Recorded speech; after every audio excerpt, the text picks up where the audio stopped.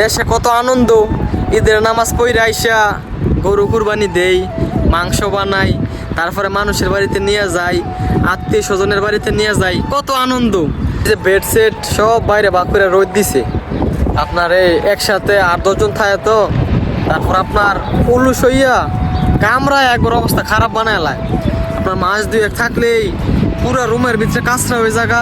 Family ছাড়া এই প্রবাসের মাটিতে আবারও একটা কুরবানির ঈদ পালন করতে যাইতেছি।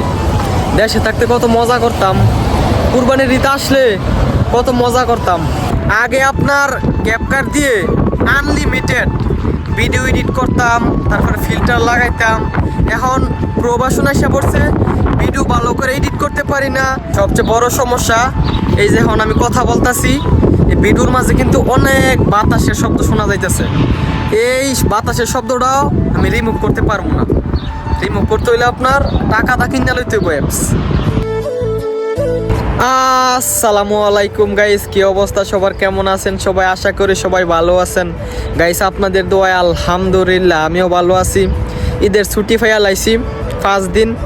কে কতদিন ছুটি পাইছেন জানায়েন।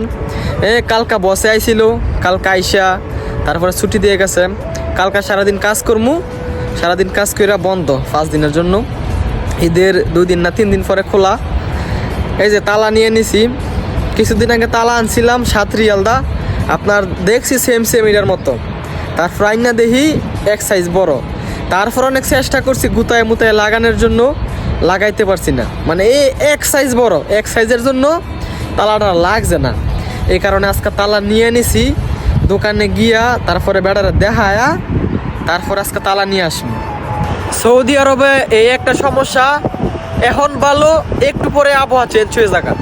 বাতাসে এত বালু উড়ে, এই যে দেখেন বালু কিভাবে উঠতেছে, ভিডিওর মাঝে দেখা যায় না কিন্তু অনেক বালু উঠতেছে।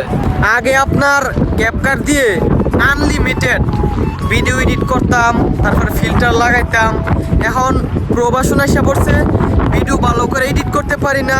তারপরে ভিডিওর পাশে যে আপনার এই যে এখন আমি কথা বলতেছি, গাড়ির আওয়াজ, তারপরে বাতাসের আওয়াজ, এগুলো কোনো কিছু আমি রিমুভ করতে পারি না।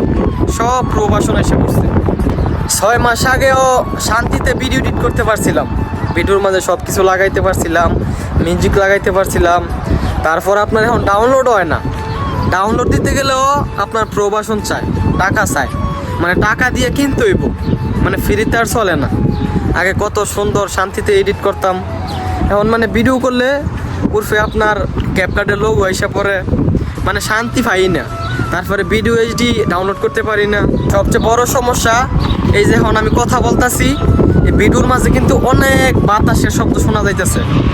এই বাতাসের শব্দটাও আমি রিমুভ করতে পারবো না। রিমুভ করতে হইলে আপনার টাকা কিনে লইতে হইব অ্যাপস।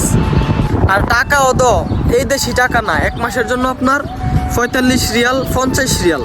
একটা হয়তো আপনার 1 বছরের লাগে 50 রিয়াল, তাইলে মনে করেন লইতাম 1 মাসের জন্য আপনার 45 রিয়াল, মানে গুইনা 1 মাস 45 রিয়াল আগে দিতে হইব।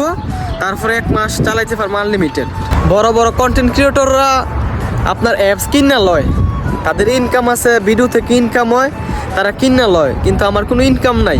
আমার যদি ভিডিও থেকে ইনকাম হইতো তাহলে আমি অবশ্যই কিনতাম, কিন্তু আমার ওই রকম সামর্থ্য নাই যে আমি 45 রিয়াল দা 1 মাসের জন্য ক্যাপকাট অ্যাপস কিনবো।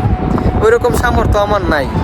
সেলিব্রিটিরা একটা ভিডিও ছাড়লে 3 মিলিয়ন 4 মিলিয়ন, এইখান থেকে $200-250 আসে। এই জায়গা আমার মনে করেন 1 পয়সাও আসে না ফ্রিতে। এই যে কষ্ট করি সারাদিন কাজ শেষ করে ভিডিও বানাই, এটাই মনে করেন লস। এই কারণে কষ্ট করে আর কি ডাউনলোড করি, আর কষ্ট করে আর কি ভিডিও বানাই। এই বাতাসের শব্দ শোনা যায়, গাড়ির আওয়াজ শোনা যায়।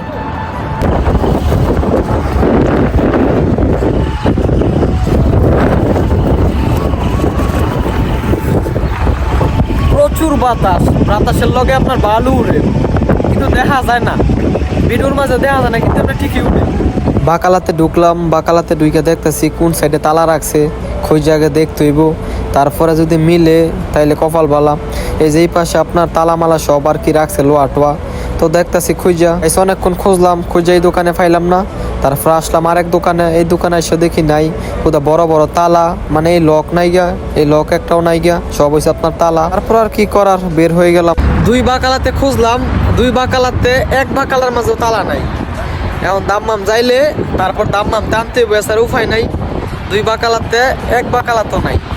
এখন একটু কলাই বেশি খাই, কলাটা খাইলে একটু ঘুমে ধরে, এ কারণে কলাটা খাই। কলাটা খাইলে একটু শান্তি লাগে রাত্রে, নাইলে ঘুম হয় না, কোনো প্রকারে ঘুম হয় না। কপাল খারাপ, তালা লাগিয়ে আইসি, তালা পাইলাম না, তাই কলা নিয়ে নিছি। 1 কিলো কলা নিলাম।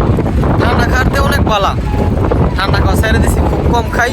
এখন ঠান্ডার বদলি ফল টল খাই আর কি। এই যে কি বাতাস দেখছেন, আহা হা, কথাই বলতে পারি না বাতাসের লাগে, পুরাই যেমন নিয়ে পালাই দিব এমন অবস্থা। বিদেশ আইসি পরে আমার ঠান্ডাই ভালো হয় না, আর বাংলাদেশে থাকতে আমার বছরে একবার ঠান্ডা লাগতো, জ্বর আসতো। আর এইখানে আইসি পরে আমার ঠান্ডাই ভালো হয় না। এই বাতাসে সৌদি আরবের বালু মনে করেন আমার নার ভিতরে যায় আর ঠান্ডা লাগে। এত সমস্যা, সব সমস্যা এই সৌদি আরব এসে পরে দেখা দিচ্ছে যে কি বাতাসে সব বালু আমার নার ভিতরে ঢুকতেছেন। আর রাত হইলে ঘুমাইতে পারি না, নাক জায়গা বন্ধ হইয়া ঠান্ডায়, মানে ঠান্ডা ভালোই হয় না। যে বেডশিট সব বাইরে বাক করে রোদ দিছে আপনার, এই একসাথে 8-10 জন থাকে তো, তারপর আপনার উলুস হইয়া কামরায় একবার অবস্থা খারাপ বানায় লাগে। আপনার মাস 2-1 থাকলেই পুরো রুমের ভিতরে কাঁচরা হয়ে জায়গা, তারপরে উলুস কামরায় শৈল একবারে ভাত বানায় লাগে। এই কারণে কদিন পরে পরে আর কি বের কইরা রোদ দেয়। রোদ দিলে আপনার ভিতরে যে উলুসগুলো থাকে বেডের ভিতরে, এগুলো আর কি বের হয়ে যায়। ফ্যামিলি ছাড়া এই প্রবাসের মাটিতে আবারও একটা কুরবানির ঈদ পালন করতে যাইতেছি। দেশে থাকতে কত মজা করতাম, কুরবানির ঈদ আসলে কত মজা করতাম। এখানে আইসি পরে 3টা ঈদ পাইছি কুরবানির। আমি এই মাসে আইসি, আপনার জুন মাসে আইছিলাম, জুন মাসের 15 তারিখ আইছিলাম। তারপরে আইসি পরে 2-3 দিন পরে ঈদ হয়েছে আর কি।